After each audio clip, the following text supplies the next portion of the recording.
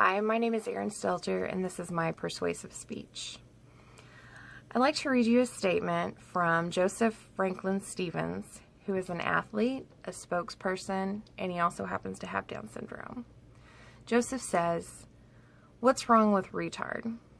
I can only tell you what it means to me and people like me when we hear it. It means that the rest of you are excluding us from your group. We are something that is not like you and something that none of you would ever want to be. We are something outside the in-group. We are someone that is not your kind. I want you to know that it hurts to be left out here alone." Today, I hope to convince you to stop accepting the use of the R word. Hopefully, you'll learn why the R word is unacceptable and how to instead use inclusive, people-first language. I will explain to you what the R word is and why it is no longer acceptable. And I will also explain what people first language is and why that is now the appropriate language to use. My first main point is, what is the R word and why is it unacceptable? The R word, according to r-word.org, is the word retarded, or the slang term retard, or any word that you add the suffix tard to. The R word originally was a medical term that meant someone with a disability, and it was okay to say someone was mentally retarded, or even that they were retarded. But over time, obviously, it's become a derogatory term, meaning anyone or anything that is crazy or stupid, or as Joseph puts it, something that is not like you and something that none of you would ever want to be. So obviously, that's not something we want to use anymore to describe people.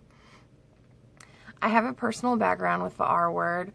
My older brother Reed has Down syndrome, and so he is particularly sensitive to hearing that word, and I am a sensitive sister to him and his feelings, and it hurts me to see him hurt. So on a personal level, it causes me pain to hear that word. One day when I was in elementary school, I was walking out to the bus and I saw a ring of kids. And as I got closer, I realized that they were chanting retard, retard. And as I got closer, I saw that my older brother Reed was in the middle of that ring, standing there crying. I went over and I grabbed him and dragged him on the bus with me, and we sat up front, and I sat him on the inside close to the window and guarded him. And from that point on, that's the earliest memory I have of the fierce protective feeling I have towards him, but it's lasted ever since then. And I have a feeling it'll last forever and ever. But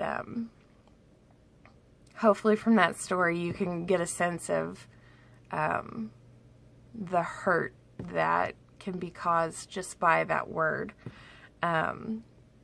I know a lot of people don't, it's just a habit, it's just a word to them, like saying, "That's stupid," or "That's silly."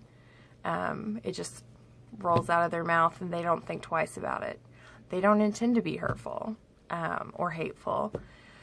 But the truth of the matter is that it is a hateful word, and it's not acceptable to use anymore. So hopefully now you have a little bit of a better understanding of why that's not okay to use that word. But what should you use instead? Now the acceptable terminology is people first language. And what that means is we are going to talk about the person first and their disabilities second. We're not going to define them by their disability. So if I was talking about Reed, I wouldn't say my Down syndrome brother Reed. I would say, my brother Reed has Down syndrome. Just like you would say, if a person is blind, you wouldn't say, that blind guy over there. You would say, that man that is blind. You're just putting the person first.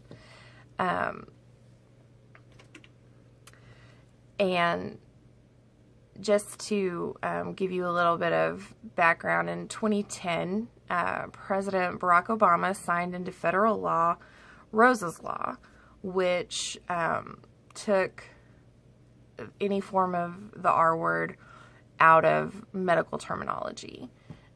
So that is no longer the clinical term.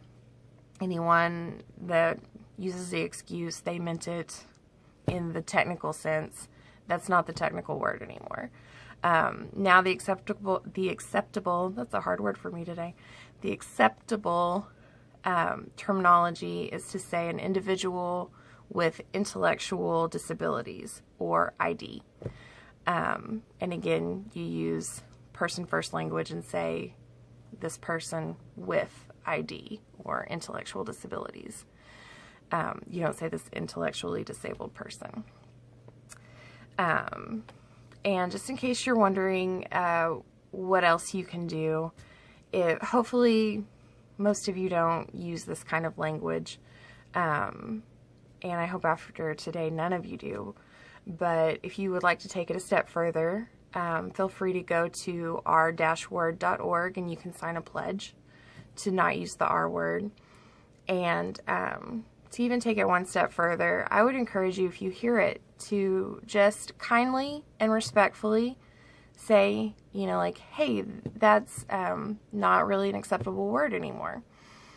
Please don't use that around me. I've managed to say that, to coworkers and friends, and people usually take it really well. And once you explain to them why, people are understanding, and most people don't want to be hurtful. So as you can now see, the use of the R word is not only not okay, but you have an ideal alternative in people first language. And I'd like to leave you with the words of Donnie Knight. He is the 2013 Special Olympics Athlete of the Year, and he sums this up better than I ever could when he says, "When you say the R word, it makes people feel bad, and it hurts my feelings, and I don't want to hear you guys say it.